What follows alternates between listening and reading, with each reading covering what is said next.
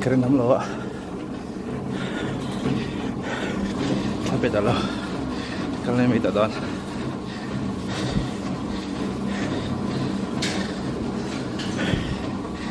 Treadmill yan. May som. Taman ka doon siya. Keren lắm lo lang theo lại. Khéo các bạn trên ra tọa. Thế. Thả về hồi nào cái tóc mèo.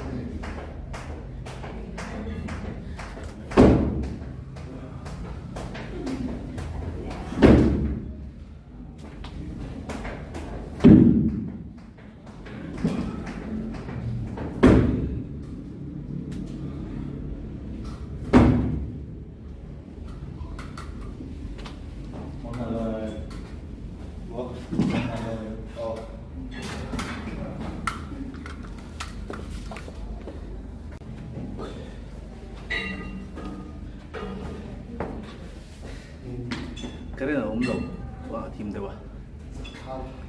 오늘은 내 개지 그만.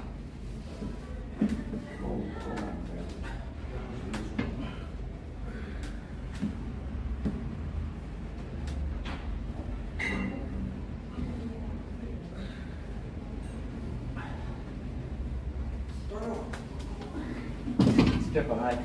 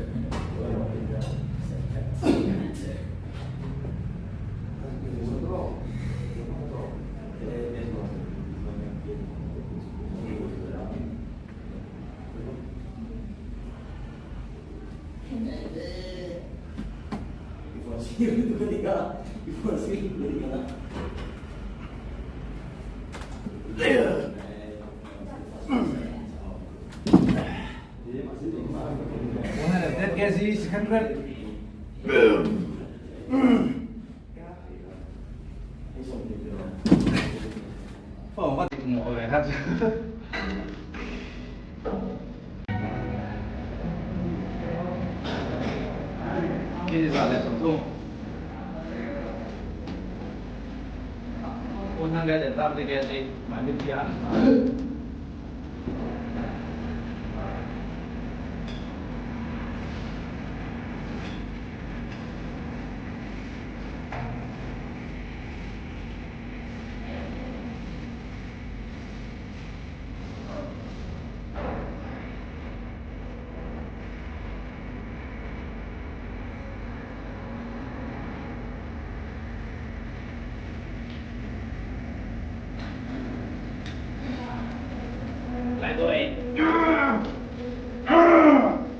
There's a quote attributed to Seneca that states, "No man is more unhappy than he who never faces adversity, for he is not permitted to prove himself."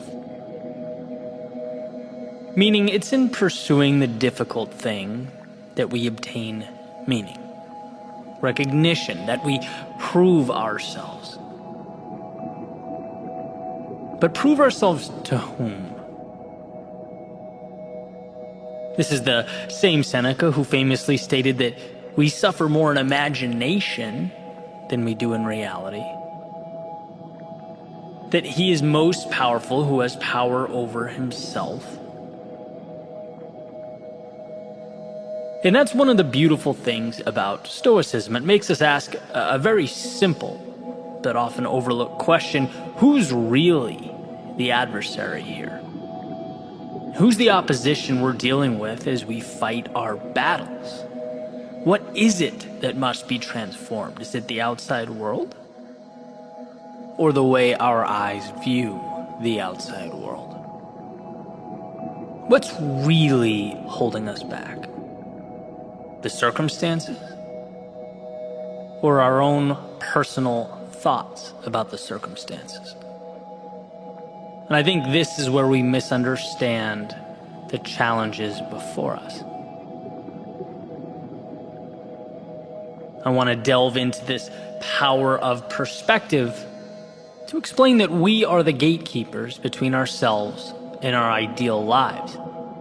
And very often we do a good job of ensuring that gate stays closed. We sabotage our own goals, our own dreams, our own happiness, while simultaneously pointing the finger at a million externalities. See, when we look at the difficulties of life, and there's no doubt that life can be a very difficult thing, it's easy to look at the world as this binary playing field, right? Me versus the world.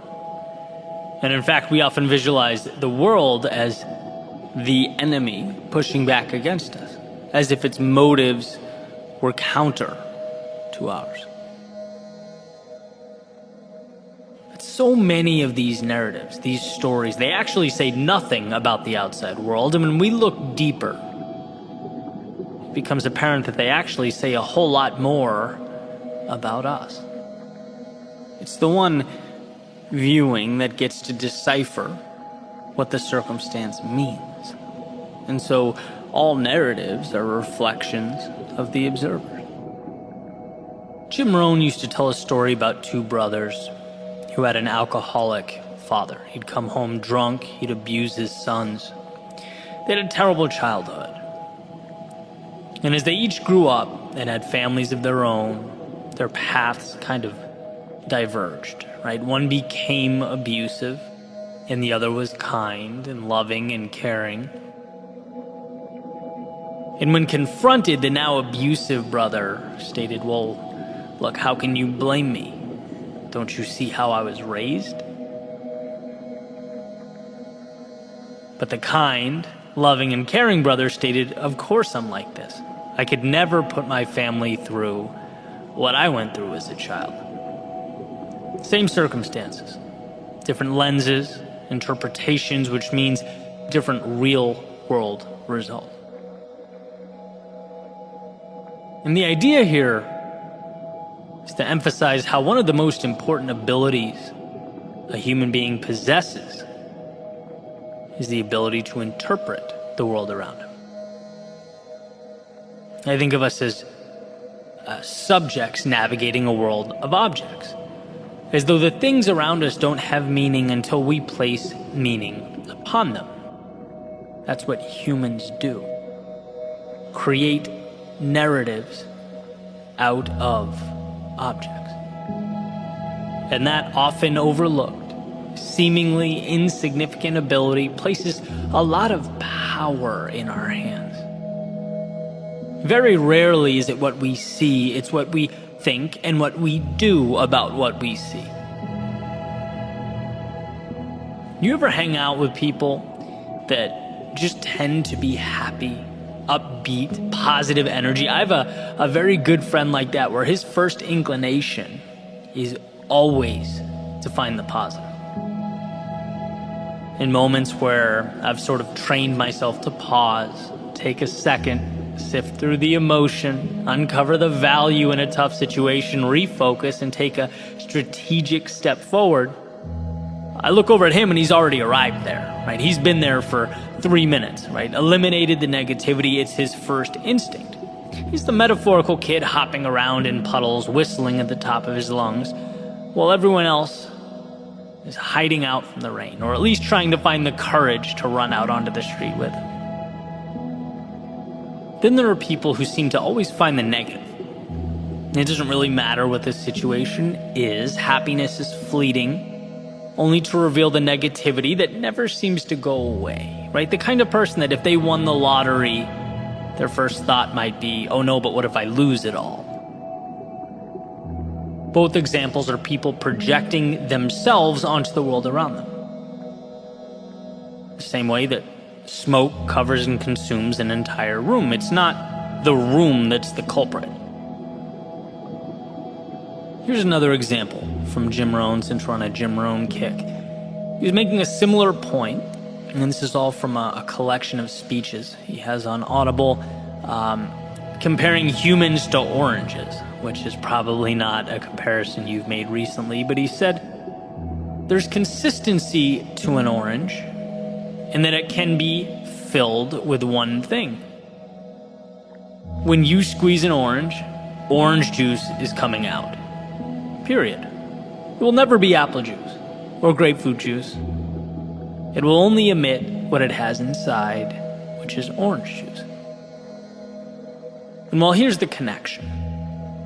When life pressures us, challenges us, or metaphorically squeezes us, we only emit the emotions that are contained and available, that are alive and well within us. If there is no jealousy contained in our thinking, we're not going to project jealousy out into the world. If there is no hatred within us, we will not project hatred onto others. Why is that powerful? It's powerful because, again, it's one of the most important things you can do. Certainly one of the most important things I've learned to do is take that finger pointing blame at the outside world, slowly turn it around and point it back at myself. And ask, what thoughts, what emotions, what ideas am I letting live inside my head that's altering the narrative, the story I'm telling about myself and the world that I live in? And while one might think, well, that's uncomfortable, that's unfair, a little extreme, why should I point at myself? It's not my fault.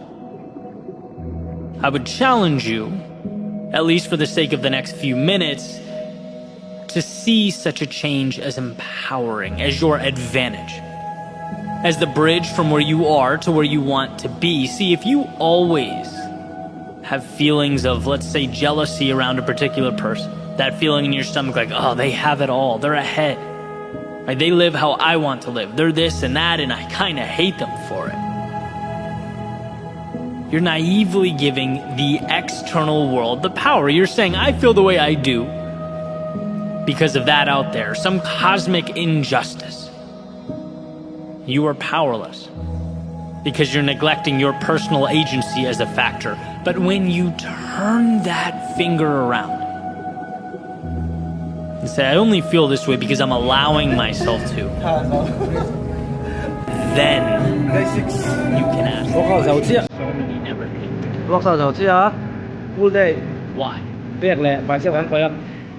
Why do I feel this way? Which lights a path? How can I fix it? See, the key to a better life is realizing you don't have to be in the passenger seat, pointing at and blaming the driver, complaining about the road being taken. No, you can get into the driver's seat. You can take the wheel. You can take control. Inherent responsibility. And there's more at stake. There's greater vulnerability. But the upside is unfathomable. And I find myself thinking all the time, man, people are blaming the wrong thing. They're shifting blame to the wrong adversaries. The real villain here is not the driver or the road or the weather. The real villain is the voice in your head pleading with you not to take the wheel, pleading with you to ride